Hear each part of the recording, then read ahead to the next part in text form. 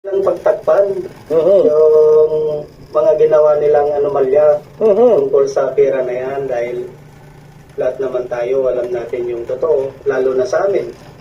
Saan napunta yung mga pera na halos mapuno ang bahay ni Kong Romualdez? Tingnan nyo ha, halos mapuno ang bahay ni Kong Romualdez ng pera, mali-malitang pera.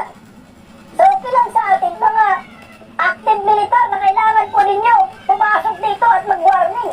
Sa mga kurakot, minsan wala kayong wina-warning eh. Warningan nyo naman.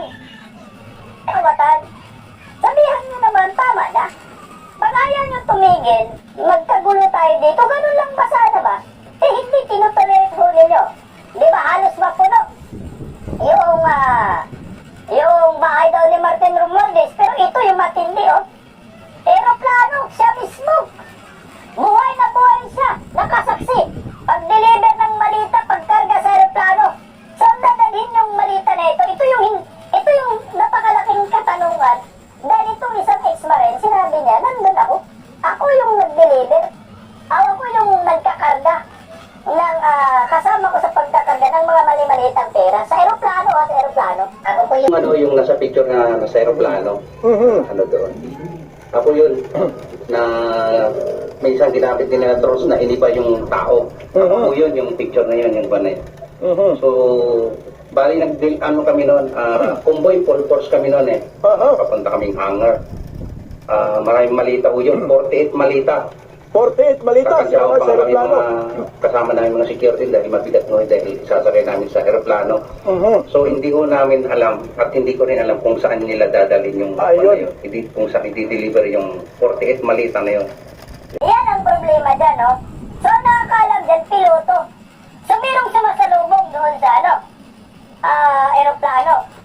Pag nalanding ng aeroplano, baka sa ibang bansa to, no? Sa offshore account.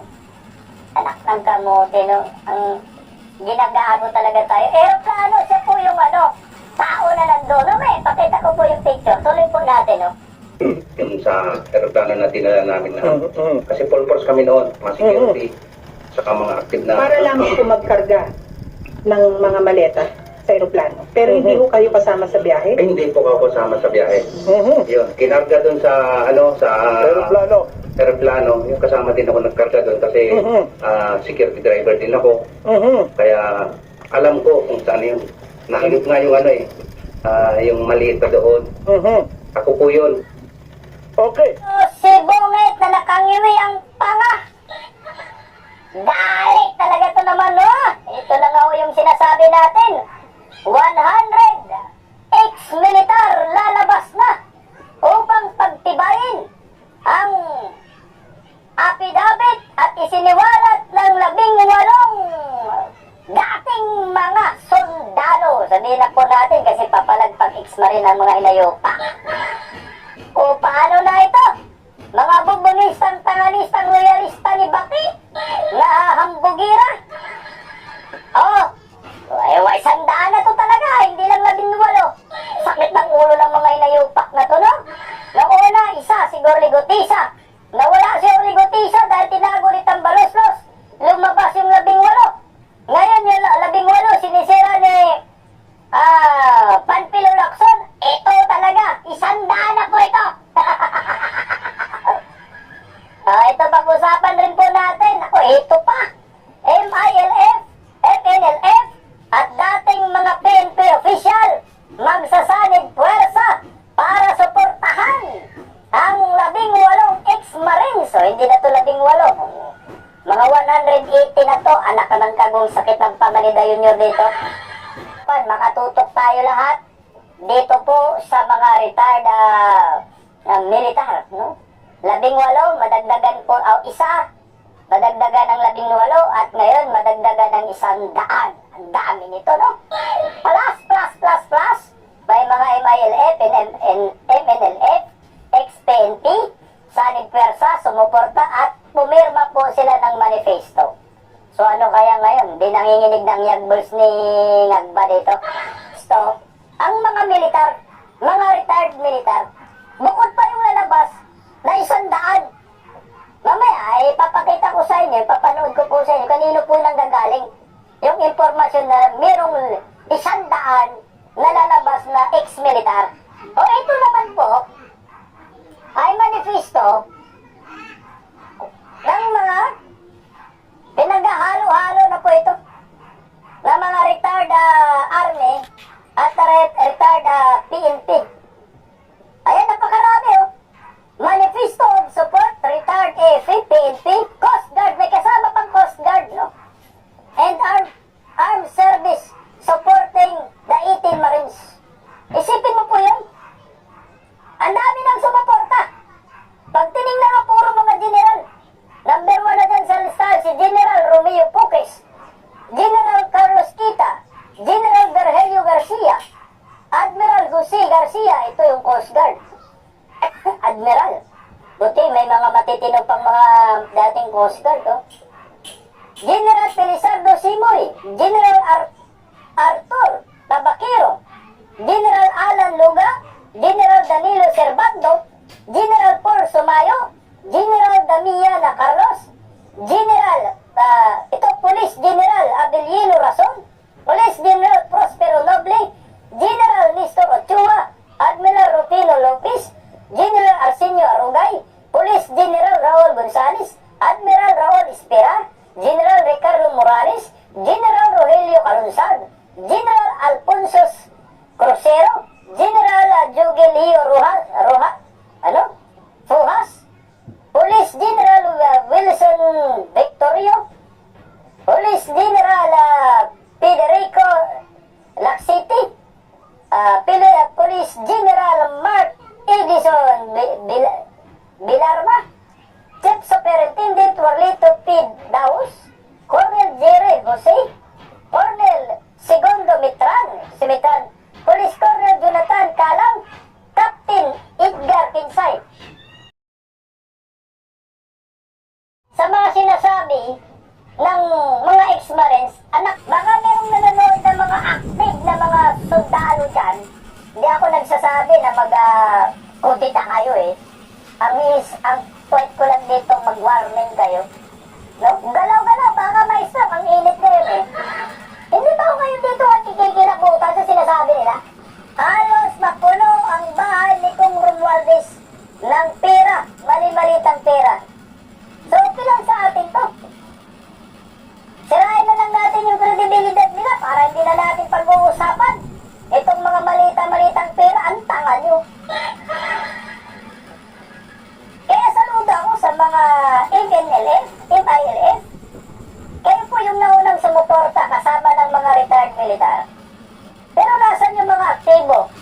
Tanggap lang kayo ng sahod para sa bayan pa nating korupsyon na mga luslos. Oh. Come on!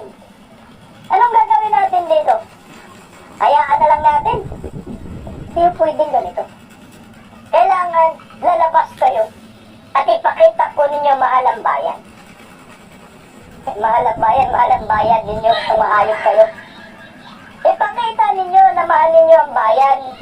Hindi mahal ninyo ang malita. Ilang malita ba? Ito pa, para makumbinsi natin yung mga active militar na kailangan po ninyo pumasok dito at mag-warning. Sa mga kurakot, minsan wala kayong wina-warning eh.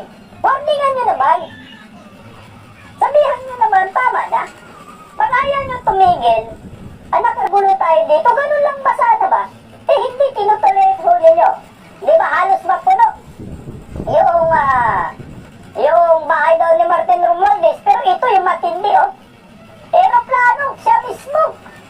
Buhay na buhay siya, nakasaksi. Pag-deliver ng malita, pagkarga sa aeroplano. So, dadalhin yung malita na ito. Ito yung napakalaking katanungan. Dahil itong isang ex-marine, sinabi niya, nandun ako. Ako yung nag-deliver. Ako yung nagkakarga. Kasama ko sa pagkakarga ng mga mali-malitang pera sa aeroplano at aeroplano.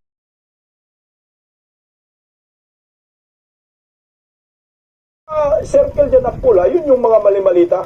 Malita, oh. Sa likod ng aeroplano, ikakarga nila. Saan papunta to? Baka pupunta ng Dubai, no? Pero pupunta ng Hong Kong, mag-deliver lang. Para i-deposito lang doon. Sus ko, ginagago talaga ang taong bayan ng Hanay na yupak na gobyernong ito. Kaya kailangan po talaga nila ng suporta. Kahit dan sa social media, no, konting comment lang, konting share lang, konting rebat lang sa mga trolls si Bongbong Marcos. Kasi marami silang pinakawalang trolls ngayon. Isa pa yan, pera pa rin natin yan. Galing sa mali-malitang pera yung mga trolls na yan. No, pinambusal dyan. Tulungan natin, idipinsa itong mga retired Marines. Kasi sinisira po ni Ping Lacson yung kredibilidad. Sinisira ng NBI yung kredibilidad ng mga to. O ito, no? Sabihin na lang ho natin na, sinira ninyo yung pagkatao ng ni Orly Gutisa. Lumawas yung 18, sinira nyo naman. Dahil meron pang 100. Pero ang sabi nga ni Attorney Baligod, 200 ito sila. So 200 sila na nagdi-deliver ng mali-malitang pera. Kung saan nila dineliver, gamit ang eroplano, gamit ang helicopter, yan, eroplano yan ni Saldico. Gamit yung mga Lexus na mga mamahaling sasakyan, gamit yung mga Grandia na mga sasakyan para mag-deliver. Na ngayon gustong sirain ng Marcos admin, gamit ang NBI, gamit si Boyeng, na kahit tumami naman si Boyeng talaga na nagkita sila, tama yung affidavit ng mga ex-Marines, at si Panfilo Lacson, malamang, sa totoo lang, hindi na po maniniwala ang taong bayan sa mga opisyal ng gobyernong ito. Tandaan po natin ang mga mukhang ito. Yan po ay mga miyembro ng malitagang sa Kongreso. Tingnan nyo yung mga mukha na yan. Mukhang mga malita. Makatutok tayo lahat dito po sa mga retired militar, no? 18, madagdagan po, isa, madagdagan ng 18 at ngayon madagdagan ng 100. Ang dami nito, no?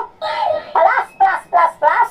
May mga MILF, MNLF, ex-PNP, Sanib Pwersa, sumuporta at pumirma po sila ng manifesto. So ano kaya ngayon? Di nanginginig ng yagbuls ni Ngagba dito. Pero ito, papakinggan po muna natin ang balitang ito. Sabi nila, Huwag na nilang pagtakpan yung mga ginawa nilang anomalya tungkol sa pera na yan dahil lahat naman tayo alam natin yung totoo, lalo na sa amin. Saan napunta yung mga pera na halos mapuno ang bahay ni Kong Romualdez? Tingnan nyo, ha? Halos mapuno ang bahay ni Kong Romualdez ng pera, mali-malitang pera. So okay lang sa atin to.